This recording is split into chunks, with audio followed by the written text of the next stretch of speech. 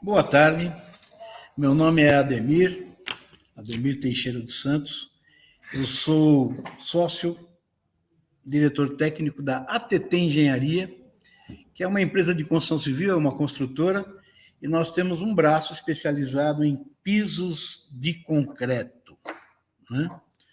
A nossa empresa tem aproximadamente 35 anos, 34 anos, e eu faço isso já há um bom tempo, desde quando os pisos no Brasil ainda eram pouco considerados como importantes, né? E hoje já mudou, ainda bem, né? Bom, aqui tem uma apresentaçãozinha minha, eu sou engenheiro formado pelo Mackenzie, e aqui diz mais ou menos o que eu acabei de falar, né? Então, eu acho que isso já torna-se desnecessário eu me alongar aqui. Vamos lá. Essa minha palestra de técnicas executivas, né? Eu sempre começo falando, nas minhas palestras, uma frase em latim. E vocês vão dizer que eu estou imitando o nosso presidente Bolsonaro, mas não é verdade. Eu uso esta frase desde 2015, e ele usou agora recentemente. Se vis pacem, para bellum. Isso em latim quer dizer, se quiser paz, prepare-se para a guerra. Por que eu começo com essa frase? Porque fazer um piso de concreto, um bom piso de concreto, é uma guerra, né? É uma guerra. E aqui eu começo com o projeto. Um bom piso depende de um bom projeto. Aí começa a guerra. O cliente diz para você, mas escuta, um projeto é muito caro, não precisa de projeto. Digo, precisa de projeto sim. O projeto é fundamental. Mas, poxa, você é um cara tão experiente, você não consegue fazer um bom piso sem projeto? Até consigo, mas o projeto é fundamental. Mas com a tua experiência, você não consegue fazer um projetinho para mim, simplesinho e tal? Aí eu falo para o cliente o seguinte, que uma vez eu estava numa padaria ao lado de um banco, e na hora de pagar a conta eu vi uma plaquinha. Fizemos um acordo com o banco. Nós não descontamos cheques e eles não fabricam pães. Ou seja, cada um no seu quadrado, né? Então é mais ou menos isso. É evidente que eu tenho competência para fazer um projetinho? Sim, talvez um projetinho medíocre, né? Mas faço. Com a minha experiência, é possível fazer um piso sem projeto? Sim, mas não é o ideal e não é um bom caminho. Então, o projeto é fundamental. Então, a primeira briga, a primeira guerra, já é convencer o cliente que ele tem que fazer um projeto, né? Bom, tendo projeto, é evidente que você tem que ter também sucesso na execução dele. Para isso, você tem que seguir o projeto, né? O projeto está lá para isso, para ser seguido tecnicamente, com todos os detalhes, né? Porque você tem, para ter sucesso, você tem que executar tudo conforme projetado. Se houver algum problema, entre em contato com o projetista, né? Converse com o projetista, diga qual é a sua dificuldade e tal, e sempre haverá uma conciliação. Então, o projeto é fundamental. Vamos lá, práticas executivas. Antes de entrar realmente falando de práticas executivas, eu quero dizer uma outra coisa. Os executores de pisos de concreto têm isso como seu ganha-pão, né? Então, como que um executor de pisos de concreto pode se virar bem no mercado se ele não conhecer profundamente o material concreto, né? É como você ter uma pizzaria delivery e você é o cara que faz a pizza e você não conhece de massa, né? Então, é fundamental que o executor conheça concreto. Você está me dizendo que o cara tem que ser engenheiro? Não, não é isso. Ele tem que conhecer o concreto, tem que conhecer as características do concreto, ele tem que saber que o concreto tem vários tipos de concreto, ele tem que saber qual é o comportamento adequado para o tipo de obra que ele está fazendo, e aí então já é a segunda guerra, né, do serviço passe em parabelo. Você tem que travar uma guerra com a concreteira para ter um bom concreto, né? Então, aqui eu digo, piso de qualidade é aquele que atende às especificações quanto à resistência e tal, e tem um bom resultado estético. Então, é assim, um concreto inadequado, ele pode te dar todas as solicitações técnicas de suporte e tal que ele precisa, mas ele não vai ter um bom resultado estético, né? E o teu cliente não vai gostar disso. Então, o cara tem que entender um pouco de concreto. E antes do início da execução do piso, tem que tirar todas as dúvidas sobre a obra, operações, equipamentos, tal. Isso é fundamental. E vocês percebem que eu digo aqui que a boa execução depende do bom concreto. E então, para isso, a gente faz uma reunião antecipada, uns 10 dias antes de começar a obra, faz uma reunião na concreteira, ou em algum lugar, no cliente, ou no seu escritório, mas que tenha a presença do corpo técnico da concreteira, aonde você vai mostrar para ela quais são as dificuldades de execução que você tem. E para isso é evidente, você tem que conhecer de concreto, né? Você não pode ficar na mão de quem fornece o concreto para você. Ele vai te fornecer um concreto com as características que ele achar necessárias e isso pode não te atender.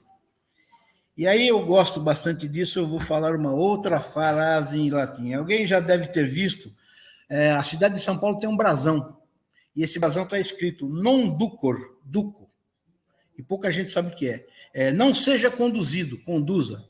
Então, para você conduzir uma reunião que fala sobre concreto, é imperativo também que você conheça um pouco de concreto, conheça o suficiente de concreto, né?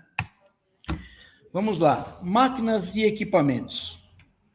Para você fazer um piso de concreto, a gente precisa de réguas vibratórias, máquinas espalhadoras e adensadoras de concreto, espalhadores de agregados, rodos de corte, floats, acabadores de superfície, todo esse tipo de coisa, né?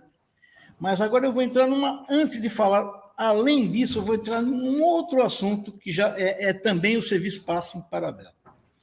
Eu presumo que nessa altura do campeonato, que o cidadão está escolhendo as máquinas e equipamentos que ele vai usar, tal, ele tenha feito o preço de venda da obra, né, correto. Como é que eu, na ATT Engenharia, faço isso? Nós temos uma planilha aqui na ATT que tem mais de 30 anos, e essa planilha nos mantém vivos até hoje. Eu coloco na planilha qual é o tamanho da obra em metros quadrados, 10 mil metros, por exemplo. Eu coloco a distância que essa obra está do meu escritório, Rio de Janeiro, 500 quilômetros, coisas do tipo. Eu dimensiono o tamanho da minha equipe, 10 homens, por exemplo, né? E aí essa planilha me diz ali embaixo, Ademir, essa obra você tem que cobrar R$18 o metro quadrado. Perfeito. Então essa planilha sabe que eu tenho que depreciar os meus equipamentos, né? Ela sabe que eu tenho que depreciar os veículos que eu uso, as réguas que eu utilizo, tal. Então, ela me dá esse preço. E aí, o que acontece? O cliente fala, caramba, eu tenho preços aqui de R$8 o metro quadrado. E, às vezes, até R$5 o metro quadrado. Aí eu digo para vocês, se a minha planilha diz que é 18, como é que tem um cara que vai fazer a 8? Ou ele está muito próximo da obra, né? Ou ele não conhece a técnica de compor custos, né? Porque ele não deve saber o preço de um motor de uma acabadora, né? Um motor custa hoje aproximadamente R$7.000, miseravelmente, um motor de boa qualidade, R$7.000, né? E aí esse cara, ele vai trabalhar a R$8, e aí eu imagino que ele diga o seguinte para si mesmo, né? Caramba, R$8 está barato, mas eu preciso, eu sou um cara corajoso, eu vou trabalhar com esses R$8, né? E aí eu faço uma analogia, esse tipo de coragem é perigosa, é mais ou menos como um cara que está com uma baita diarreia e falar, pô, acho que eu vou arriscar soltar um punzinho, né? Então é complicado, né? Então vamos lá, em frente. As máquinas que nós temos aqui, a espalhadora. Temos espalhadoras de concreto de tamanho pequeno, médio, grande, né? Essa máquina aqui, por exemplo, ela é uma máquina pequena, ela entra no concreto, você vê que ela tem as rodas ali, e ela vem andando de ré e trazendo o concreto já nivelado e adensado. Nós temos aqui uma outra espalhadora, também pequena, do mesmo modus operandi, ou seja, ela entra no concreto e vem trazendo o concreto já adensado. Outra espalhadora, essa já é uma espalhadora de grande porte. Ela fica parada longe do concreto e esse braço aqui na frente que vocês estão vendo, ele se abre e volta, vai se retraindo, trazendo também o concreto adensado e nivelado. Essa é uma outra pequena.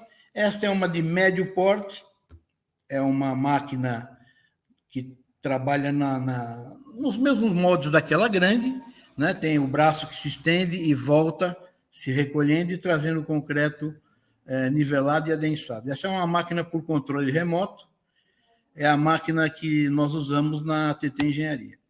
Você tem réguas vibratórias, que elas funcionam apoiadas sobre formas de madeira, né, em cada extremidade da régua, e elas vêm também trazendo o concreto adensado e nivelado.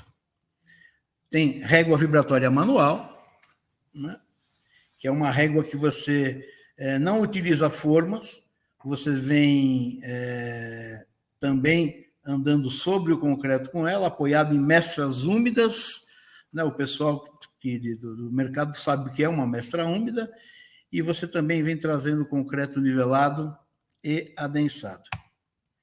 Aí vem as acabadoras, né? Você tem a acabadora dupla, que o operador vai sentado em cima dela e vai fazendo as operações de acabamento.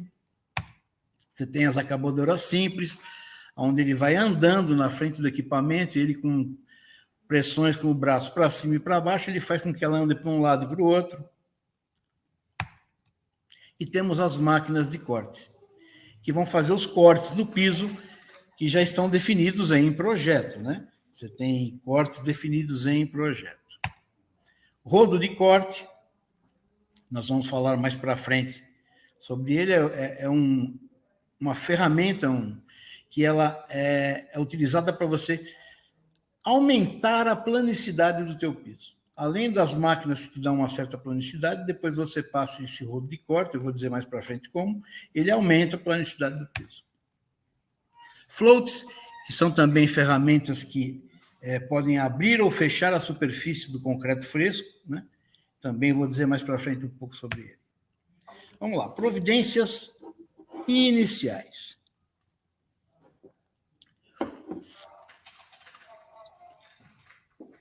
Definir o método de execução quanto ao espalhamento e adensamento do concreto e quantidade de equipamentos. Tal. Então, o executor, ele já sabe o tamanho da obra, ele já sabe o tamanho da equipe, ele já viu o projeto, já tem definido as larguras das faixas que ele vai concretar. Então, ele deve definir quais os equipamentos que ele vai usar, né? Como ele vai fazer essa concretagem, ele tem que ter isso muito bem definido. Cobrar sempre do contratante a liberação das áreas para as produções diárias previstas do planejamento.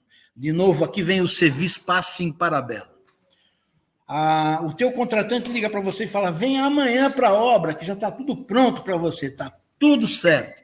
Aí você chega lá, a 1.000 quilômetros do teu escritório, com uma equipe de 12 homens, e não tem uma única área liberada para você entrar e trabalhar. Então, aí você vê, o cara que fez um custo certinho, bonitinho, tal, e está cobrando, por exemplo, 18, 25 reais, coisa do tipo, ele já começa a perder dinheiro, porque já está com uma equipe parada, dormindo, comendo, bebendo e não produzindo. Imagina o cara que é corajoso e entrou para fazer a 8 reais o metro quadrado. E aí, então, eu entro também com aquela frase non ducor duco. Você não pode ser conduzido, você tem que conduzir. Então, antes de você entrar numa obra, você tem que ter a certeza que você vai chegar num dia e, no máximo, no dia seguinte, você vai estar trabalhando. Senão, o teu custo já não está certo, né? Você já vai começar a perder dinheiro. Então, é muito importante você cobrar com propriedade, cobrar do seu contratante que você possa ter as áreas liberadas para começar, né? Aqui eu falo, cobrar do contratante que o fornecimento do concreto seja feito dentro das especificações, etc., lá, conforme acordado na reunião técnica. Então, vamos lá, voltando no que eu digo de conhecimento. Como é que você vai cobrar do seu contratante um concreto, como a gente chama, redondinho, se você não conhece de concreto, né? Se você não fez uma reunião técnica.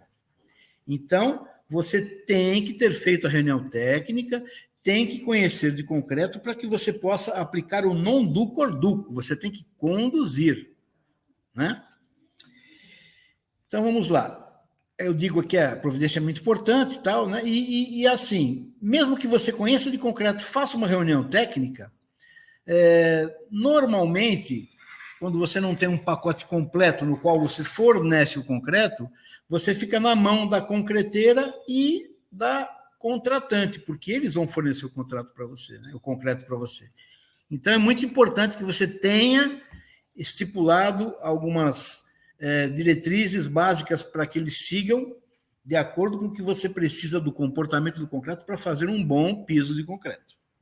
Ok? Verificação da qualidade da subbase. Ou seja, um piso de concreto é feito sobre uma subbase. Essa subbase é preparada, é feita a terraplenagem. Aí o contratado da terraplenagem ele espalha a BGS e tal e deixa no nível apropriado para você fazer, por exemplo, um piso de 15 centímetros. Aí você chega na obra, o engenheiro da obra te dá o nível final do piso, você começa a sentar suas formas e a hora que você começa a perceber esticar linhas e nível a laser, etc., você percebe que aquela caixa que deveria ter 15 centímetros tem 16 centímetros, 17. Aí você concreta assim mesmo, aí o cliente chega e fala, caramba, você gastou 2 centímetros a mais de concreto na sua concretagem. É evidente, a sua subbase não estava boa. Tal. Então, não podemos chegar nesse ponto. Então, você tem que verificar, embora não seja uma responsabilidade, normalmente não é uma responsabilidade do executor, mas ele tem que verificar, porque ele tem a obrigação de alertar que aquela subbase não está boa, que tem que ser arrumada, etc. E tal. Ou então, se o cliente não se importar em gastar, que se faça um documento dizendo que o piso não será mais de 15, que haverá lugares de 17 ou até mais, todo mundo assina, perfeito. Né?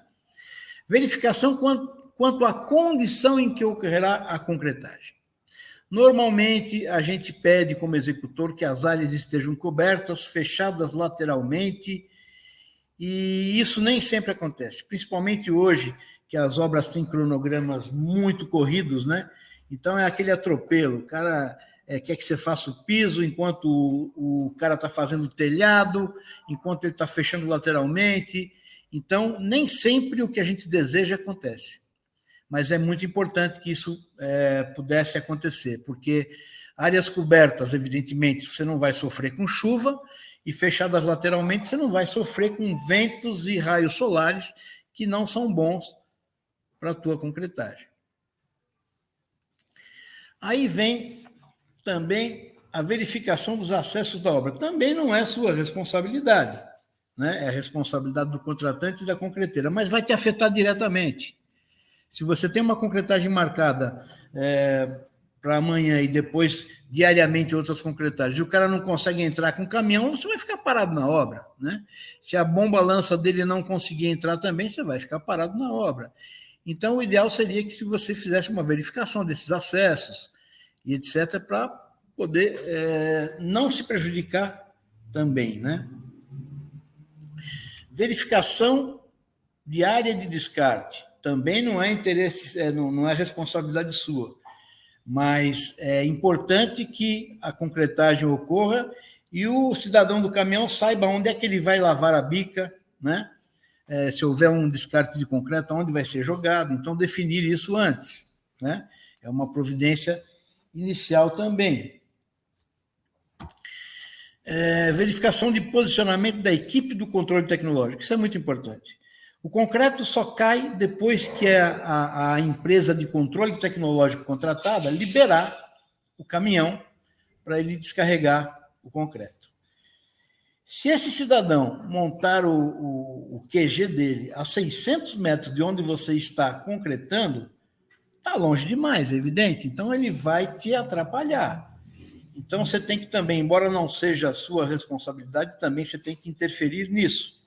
É aquilo que eu falo, o famoso non ducor duco, né? Você tem que conduzir verificação de condição de fornecimento de água.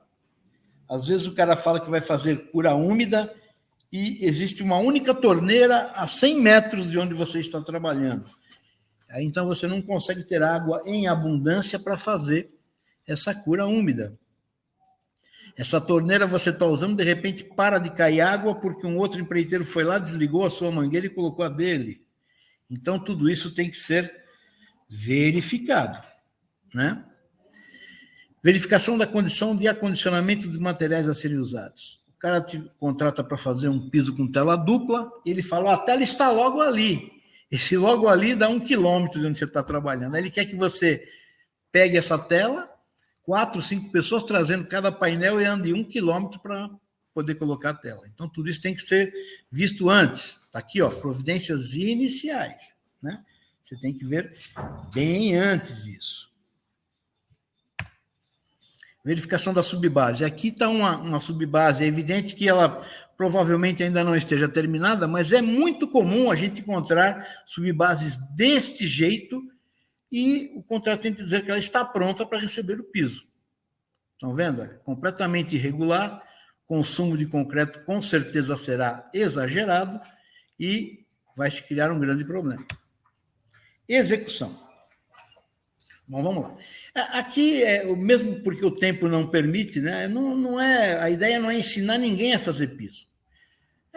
São os tópicos necessários, né, para fazer um bom piso e assim, eles estão dando só uma passada sobre isso. Né? Não é a ideia ensinar ninguém a fazer piso. Né? Então, assentamento de formas pode ser de madeira ou metálica, os tamanhos são variáveis, elas são colocadas, elas podem ser assentadas com nível óptico ou laser, né? E nas emendas das formas, você coloca uma bola de concreto para fixá-la no lugar, no meio dela também, e assim por diante. Colocação de lona plástica. Aí o cliente fala, caramba, mas para que lona plástica? A minha subbase está perfeita. Não entendo por que essa lona plástica. Aí você tem que explicar, e para isso é lógico, você não tem que entender só de concreto, né? Tem executores que colocam a lona plástica, mas não sabem por quê, né? Então você tem que explicar para o teu cliente que essa lona ela serve para o teu concreto não perder a água, né? Para a subbase, ela praticamente impermeabiliza, né? E subbases que estejam com a umidade além do necessário também, você não ganhar água. E o mais importante de tudo, e que alguns executores não sabem, concreto, quando começa a perder água, ele retrai, portanto, ele anda, né?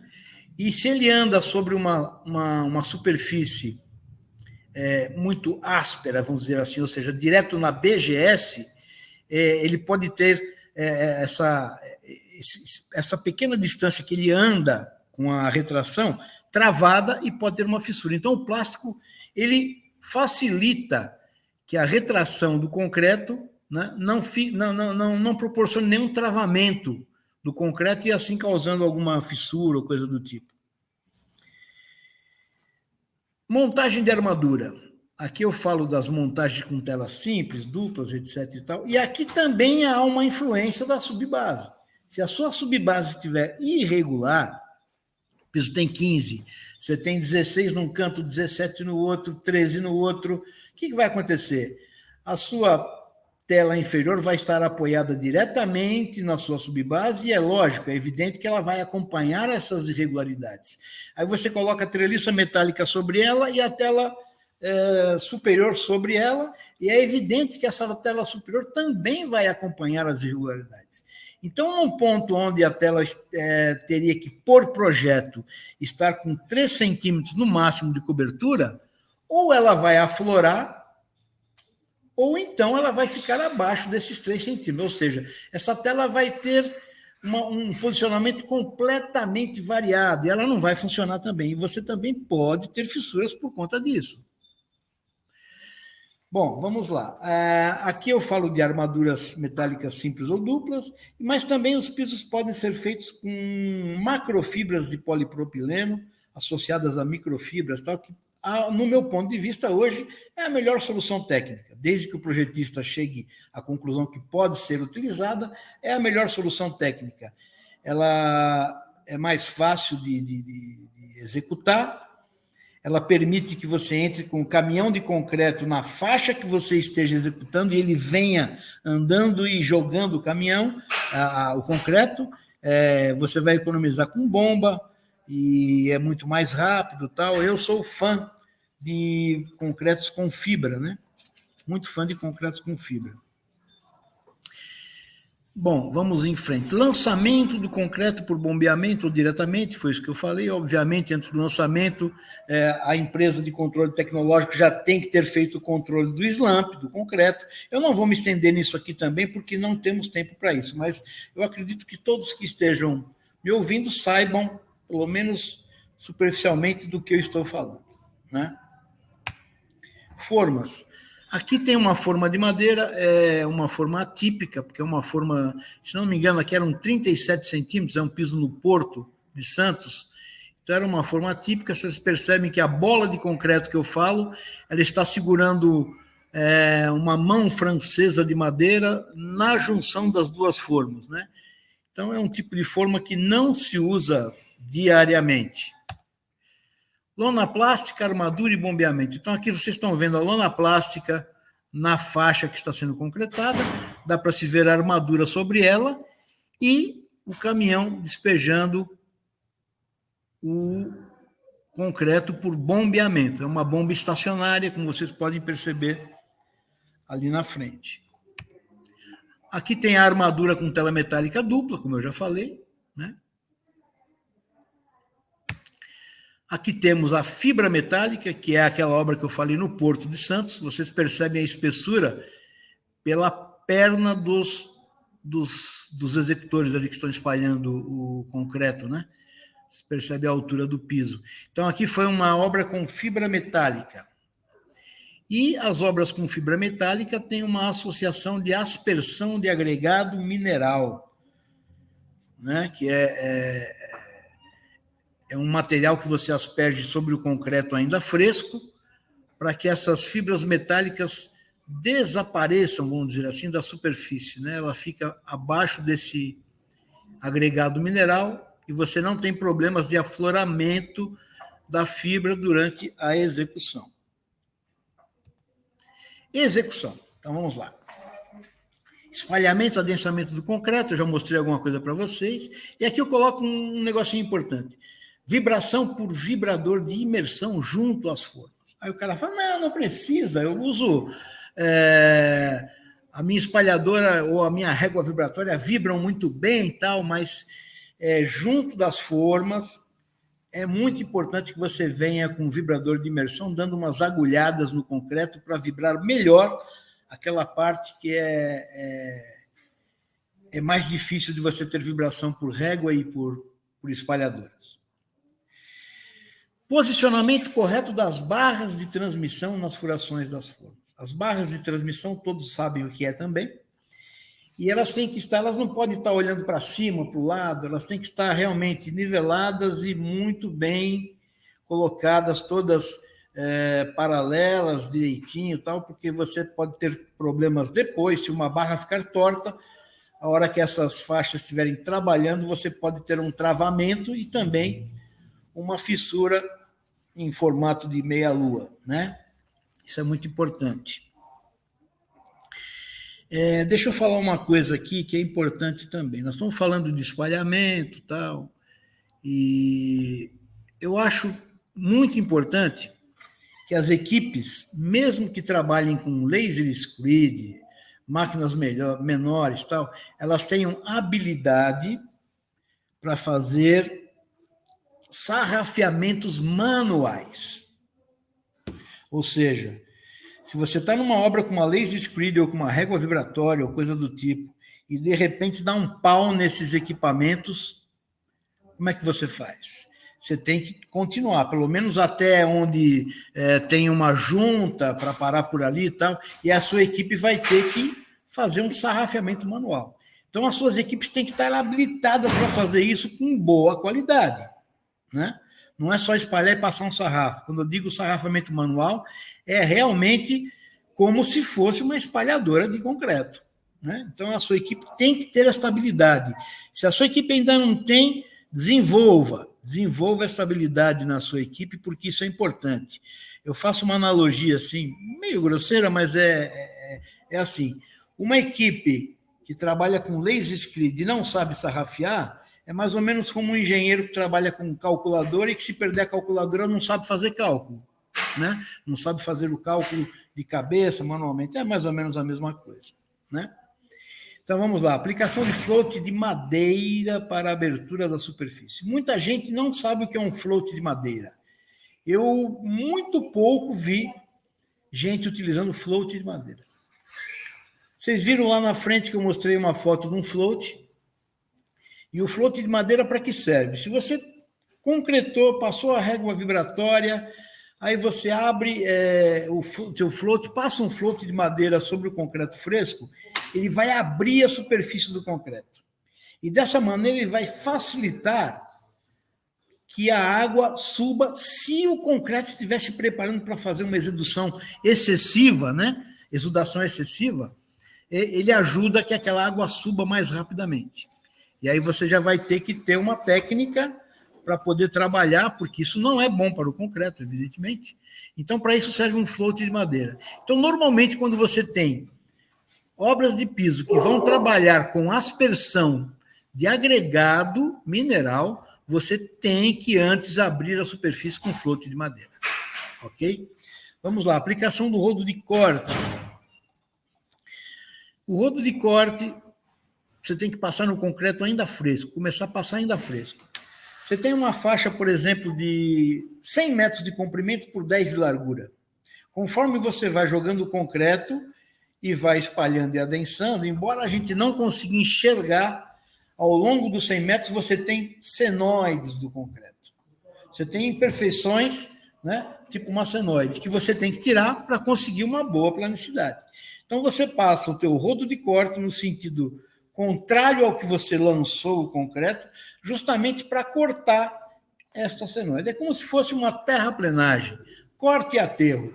Ou seja, onde você tem a senoide passando por cima, você corta e joga onde ela está abaixando. Então, essa é a função do rodo de corte, e ele tem que começar a ser passado no concreto ainda fresco, né? Porque ele vai corrigindo as imperfeições maiores. E com isso você vai conseguir bons resultados no que se refere à planicidade, que aqui eu presumo que todos saibam o que é, né? O número FF e FL. Então, um piso, para ter bons números de FF e FL, ele tem que ter a passagem do rodo muito bem feita. Quando o concreto tiver... Quando o concreto houver adquirido capacidade natural de suporte de peso, você vai entrar com as acabadoras. Então, é assim.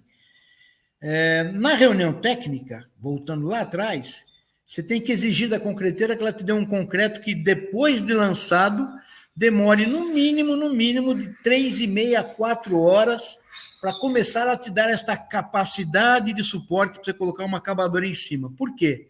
Se você lançar o concreto e depois de meia hora ou 1 hora, isso é muito comum de acontecer, você já tem que entrar com as suas acabadoras para começar a fechar a superfície, você não vai ter tempo de fazer as suas operações de planicidade.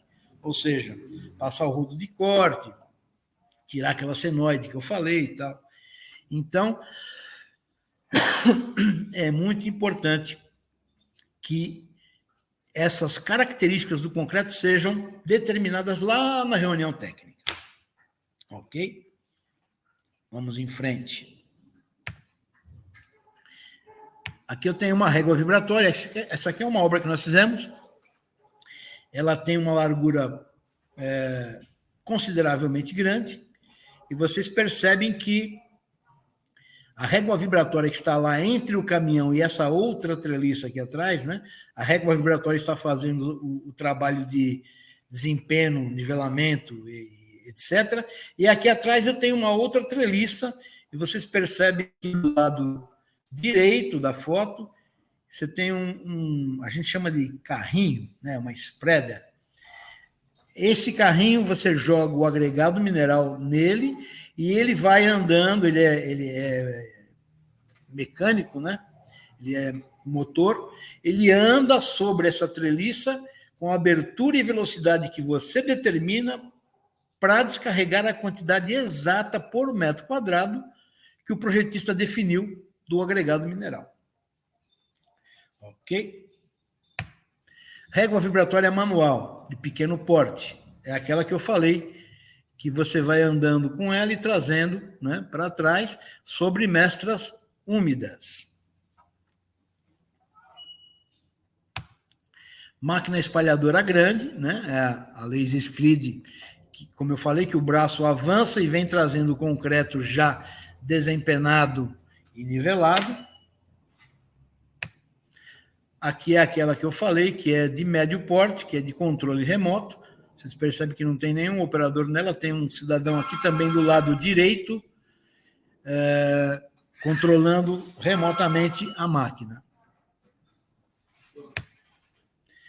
E aqui tem uma máquina espalhadora menor, é aquela que eu falei que ela entra no concreto, embora o operador esteja sentado nela, como vocês podem perceber, ela entra no concreto e vem trazendo ele nivelado e desempenado.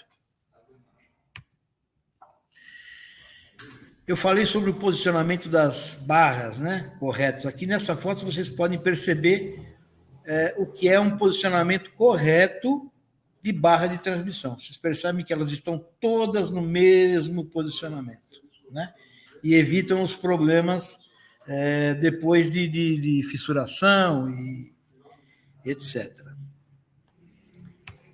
Passagem do rodo de corte. Esse é o rodo que eu falei, que ele vai passando. Perceba que tem uma régua vibratória na frente, ou seja, vocês percebem que a concretagem não está terminada, ela está em execução, e eu já tenho um cidadão aqui passando um rodo de corte no concreto fresco, justamente para dar tempo, nas 4 horas que eu tenho, de fazer essa passagem do rodo de corte. Esse rodo de corte, ele não é passado só neste momento. A partir do momento que você começa a dar o fechamento da superfície com as suas máquinas acabadoras, atrás da passagem destas máquinas, você vai repetir a passagem do rodo de corte. Ele vai cortando e vai aperfeiçoando a planicidade do piso, né, por sucessivas etapas de aplicação. Certo? Aqui, uma passagem de rodo de corte numa faixa mais estreita, né, mas é a mesma coisa. Vocês percebem que a régua vibratória está aqui, a concretagem está no início ainda, percebe? Andamos aqui o quê? 5, 6 metros, e já tem um cidadão passando o rodo de corte.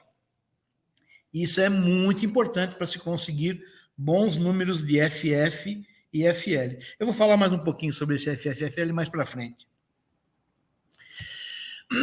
Aqui a passagem do float. Neste caso aqui, é o float de madeira, porque é a obra onde nós usamos a aspersão de agregado mineral. Então, vocês percebem que a régua vibratória andou um pouco, ele já está passando o float de madeira, mesmo antes do rodo, para que essa superfície abra e facilite uma exudação, se é que que ela vá ocorrer, né? Aqui a verificação de capacidade de suporte. Você vê, eu estou com a concretagem lá na frente, mas eu já tenho alguém preocupado para saber se já está na hora de entrar com o equipamento. Aí vocês podem perguntar, mas caramba, isso não tem um tempo certo? Por teoria, sim, mas na prática, não. Depende muito do comportamento do concreto que você está utilizando. Volto agora na reunião técnica com a concreteira. Você tem que determinar qual é a característica que você precisa para atender o projeto que você está executando. Então, esse concreto tem que ter um teor de argamassa adequado, teor de o controle, a relação água-cimento adequada. Isso tudo é evidente. O projetista te dá uma carta, ele te dá uma receitinha de bolo do concreto, aí você manda para a concreteira, ela desenvolve uma carta-traço dizendo que tipo de agregado que ela vai usar, que tipo de cimento, que quantidade de cimento, que quantidade de água. Aí essa carta volta para o projetista para ele dizer se está dentro do que ele tinha realmente idealizado, e aí então a gente começa a fazer as completagens. Por isso eu volto a dizer, o executor tem que entender de concreto. Ele tem que bater o olho e dizer, caramba, esse traço que eles me mandaram está fora do que está especificado em projeto. Vamos ligar para o projetista. Né? Então ele tem que conhecer, é o ganha-pão do cara, ele tem que saber sobre concreto. Passagem das acabadoras de superfície. Aqui vocês percebem que a concretagem já está terminando lá no fundo, mas eu já tenho gente passando com as acabadoras aqui. Então pressupõe-se que eu já tenha tido tempo de passar o rodo de corte, cortado as imperfeições maiores, etc. E já estou passando a acabadora. Aqui eu tenho desempenadeiras manuais, mas antes de tudo isso eu vou falar mais um pouquinho sobre um outro assunto.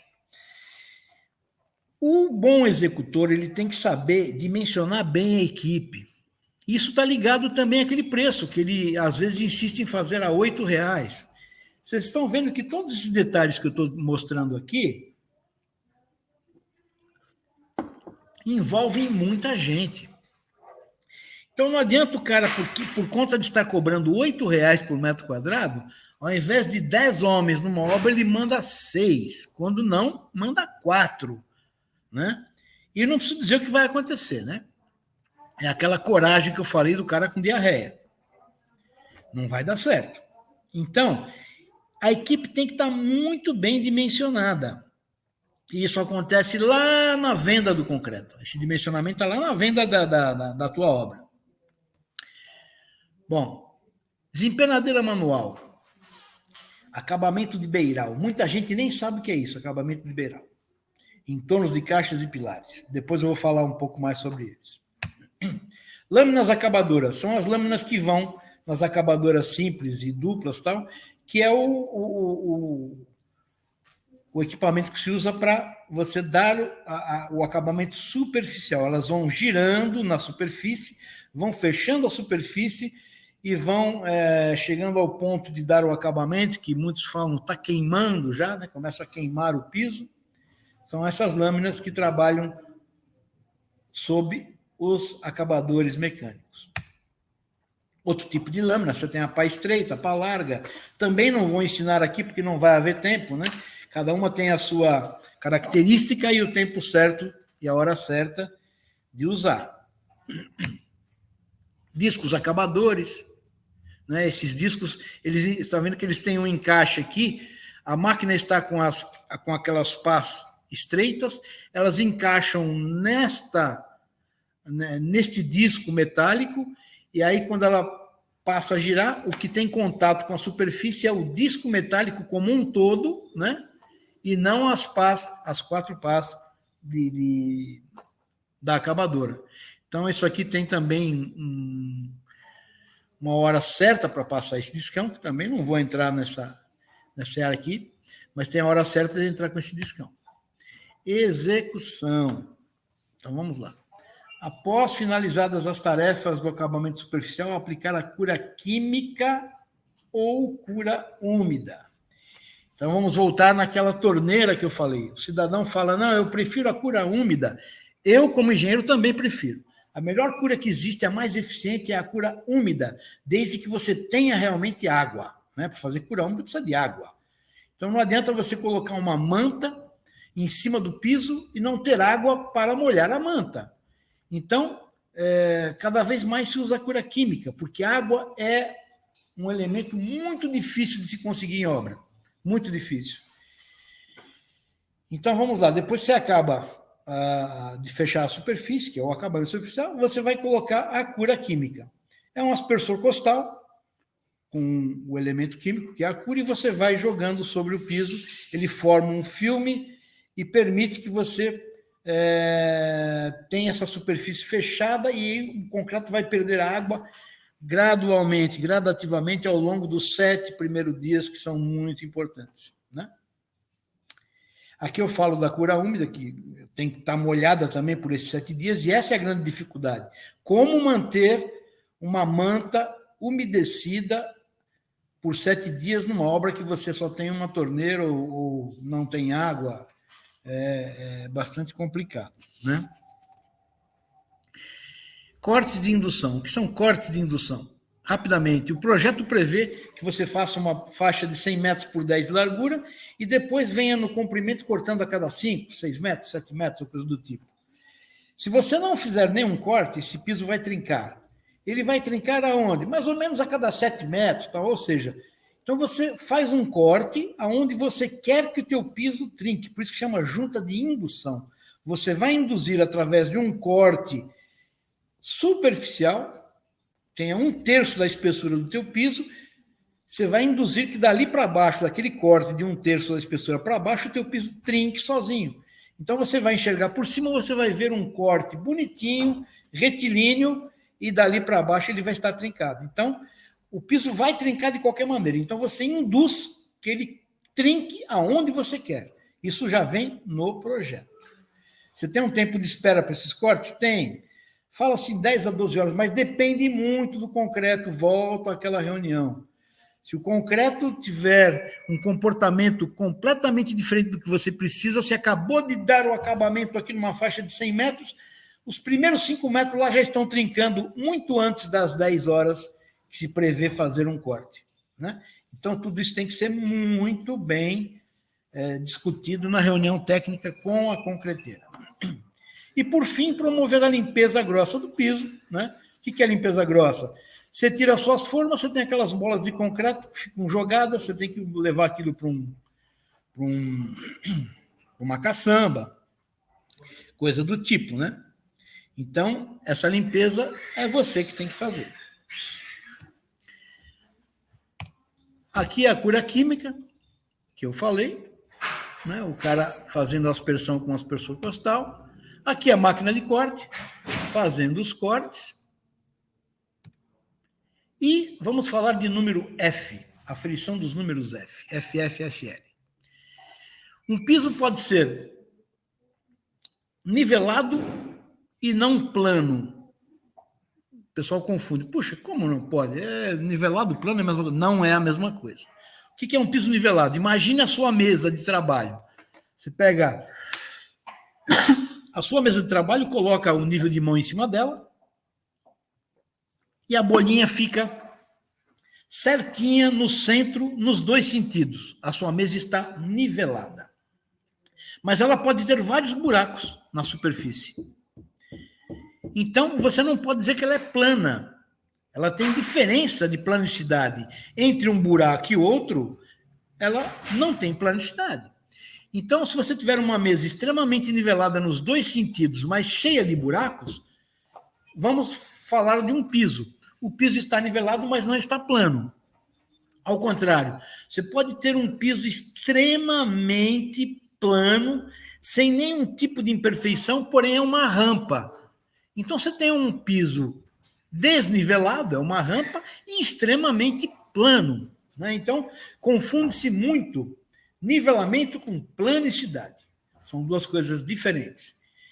Então, esse número FF, FL. FF estamos falando sobre planicidade. E o FL, estaremos falando sobre nivelamento. Isso é medido através de um equipamento, chama-se dipstick, que tem capacidade de medir diferenças de até 1/10 de milímetro entre pontos superficiais do piso.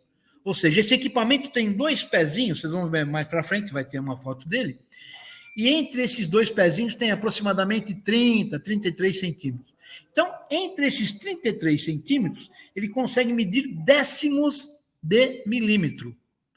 Então, um piso, se ele tiver 1/10 de milímetro diferente de um pé para o outro, né, esse aparelho aponta essa diferença.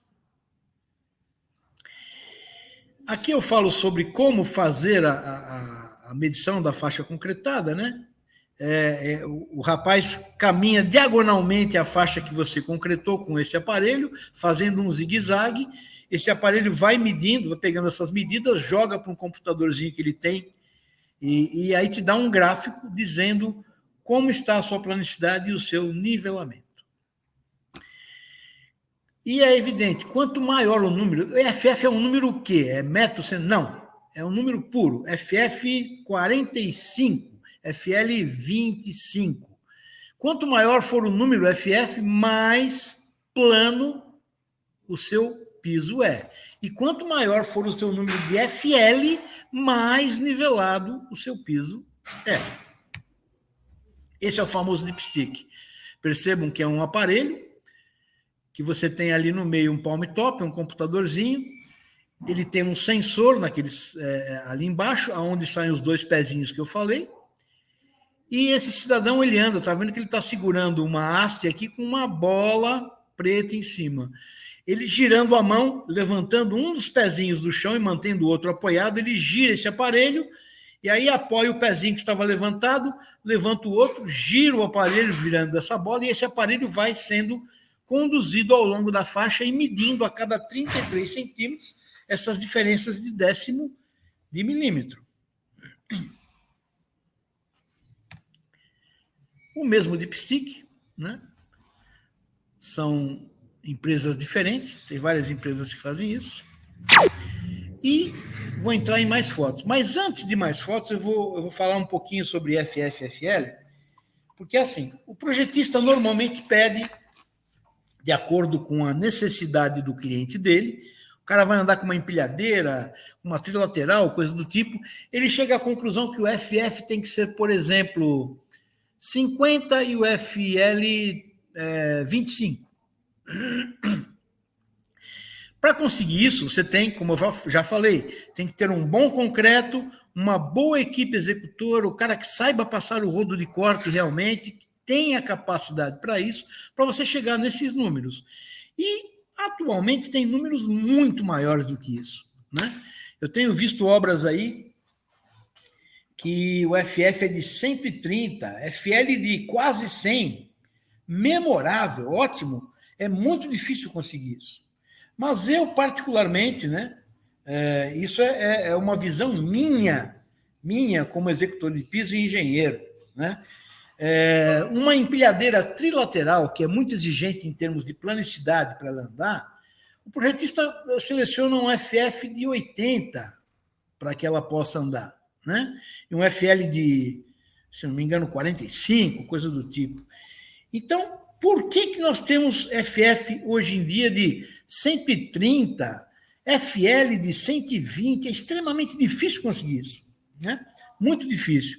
E aí eu já vi em obras um rodo sendo passado, um rodo com 6 metros de comprimento, de largura, o rodo, 4 pessoas segurando no cabo do rodo para puxar o rodo. Por quê? Porque tinha 2 pessoas em cima do rodo de corte, acocoradas no rodo de corte, para dar mais peso, para cortar mais o concreto. E esse rodo é passado em todos os sentidos da faixa, né? Realmente, para se conseguir um número F, tem que passar em todos os sentidos da faixa. Agora, vocês percebam, se para passar um rodo de corte eu preciso de 6 pessoas, imagina o tamanho da minha equipe, né? Para trabalhar num piso desse. Então, eu não sei até que ponto seja necessário conseguir um FF acima de 80 ou acima de 100 numa obra, né? Eu sei que tem prêmios, as empresas que conseguem o maior número de FF e FL ganham prêmios, etc. e tal, mas não é o dia a dia da obra, né? Não são todas as obras que você vai fazer FF de 100 e FL de 80. Então, isso eu questiono um pouco, é importante. Mas o que eu vejo é o seguinte: o pessoal se preocupa muito com FFFL e se esquece, lembra que eu falei lá na frente do beiral? E se esquece de fazer o acabamento do beiral. O que é um beiral? Você tem uma faixa, você tem uma obra para fazer, com 50 metros de largura, você vai fazer 5 faixas de 10. Então, você faz a primeira faixa, tira a forma de concreto, faz a outra encostada nela e assim sucessivamente. Essa passagem de uma faixa para outra, você tem todo o comprimento dela que você tem que dar um acabamento manual esmerado, não é só com acabadura de superfície. Você tem que entrar com aquelas desempenadeiras que eu mostrei a foto, e o cidadão ajoelhadinho ali e passando a desempenadeira e fazendo o beiral. E eu costumo, nas minhas obras, quando eu chego, eu vou na junção de duas faixas, fecho o olho e passo o pé de uma faixa para outra para perceber se não tem uma ondulação ou coisa do tipo, e pego no pé do meu pessoal para dar acabamento no beiral. Então, o que eu percebo hoje, me desculpem se eu estiver sendo muito crítico ou exagerado, eu percebo que os executores se preocupam excessivamente com FFFL altos e a equipe do cara não sabe fazer beiral, não se sabe, não se preocupa em fazer, né? E isso para mim é muito importante, o beiral é muito importante. Bom, isso foi só uma observação. Vamos para as fotos. Aqui é aquela que eu já mostrei, né? Uma obra de fibra metálica com aspersão de agregado mineral para encobrir as pontas das fibras que não podem ficar afloradas. Aqui eu tenho uma outra obra com agregado mineral colorido, né? O cliente opta por fazer um piso verde, só que é necessário você explicar para o teu cliente que seu piso não vai ser verde homogêneo, ele vai ser verde com nuances de cor diferentes. Você imagina um agregado verde misturado a um concreto fresco cinza, você, a hora que passar a acabadora, você vai ter um acabamento marmorizado, não é um verde contínuo homogêneo. Isso é importante você falar para o seu cliente, porque quando você fala que vai fazer um piso verde, ele imagina um piso maravilhosamente contínuo de pigmentação verde, e não é verdade. Parceiros, vamos falar de parceiros. Estamos quase no final aqui. Falar rapidamente sobre parceiro. Normalmente as construtoras, não, eu quero um parceiro, vamos ser parceiros, tal. E aí eu costumo dar um exemplozinho rapidinho. O meu avô tinha 2 amigos que eram parceiros, jogavam dominó todo dia na beira da praia, em Santos, tal. E aí um dia um deles falou: caramba, a gente é parceiro há tanto tempo, vamos mudar de vida, vamos fazer uma outra coisa, vamos jogar dominó só, vamos jogar golfe. Aí, sim, como é que é? É simples, para jogar golfe eu preciso de bolas, taco e buracos. Aí o primeiro velhinho, rapidamente, eu entro com o taco, o outro, eu entro com as bolas. O meu avô coçou o queixo e falou, eu vou só assistir. Ou seja, a parceria tem que ser bom para todo mundo, né?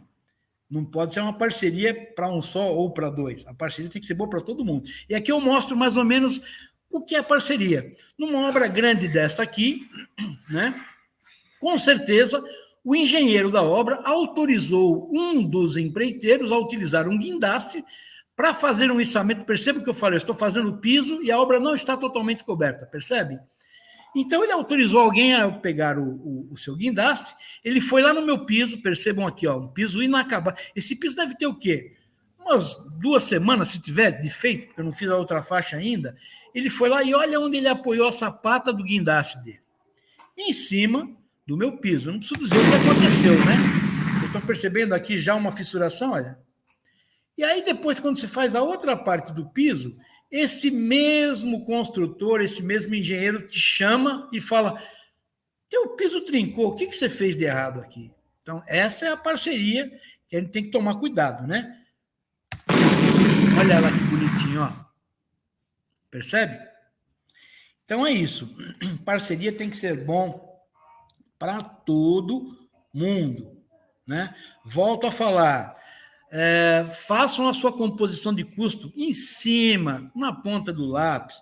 E eu sei que normalmente tem muitos empreendedores, só de ex-funcionário meu deve ter umas 10 empresas. E esses caras não sabem compor custo, eles sabem fazer o trabalho, mas no fundo é assim, se ele fizer um bom serviço, ele não sabe por que ele fez um bom serviço. Ele não tem conhecimento técnico. E se ele fizer um péssimo serviço, ele também não sabe por que fez um péssimo serviço. Ele não tem conhecimento técnico. Ele não conhece de concreto, ele não sabe como modificar um concreto, o que sugerir para melhorar, ele não sabe nada disso, né? E aqui, novamente, mostrando aí o meu parceiro, né?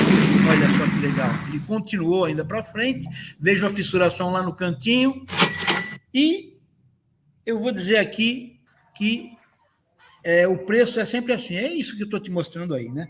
Mas para terminar, eu quero falar mais um pouquinho sobre, eu tenho mais alguns minutinhos só, é rápido. O executor, ele tem que saber perceber quando quiserem impor a ele uma tarefa de Sísifo. Ninguém sabe o que é Sísifo, tenho quase certeza que dos que estão ouvindo não sabem. Sísifo é o seguinte, Sísifo era um rei muito esperto, né? Muito esperto. Para encurtar a história, é mitologia grega. E Zeus mandou a morte buscar Sísifo. E ele, como era muito esperto, ele conseguiu enganar a morte e aprisionar a morte. E a morte, então, ficou presa e ele se tornou imortal. Então, Zeus o que fez? Ele, para punir Sísifo, ele condenou Sísifo a pegar diariamente uma pedra muito grande e rolar manualmente morro acima, montanha acima. Então, o que acontecia? Quando ele estava na metade, mais ou menos, aquela pedra pegava e rolava para baixo.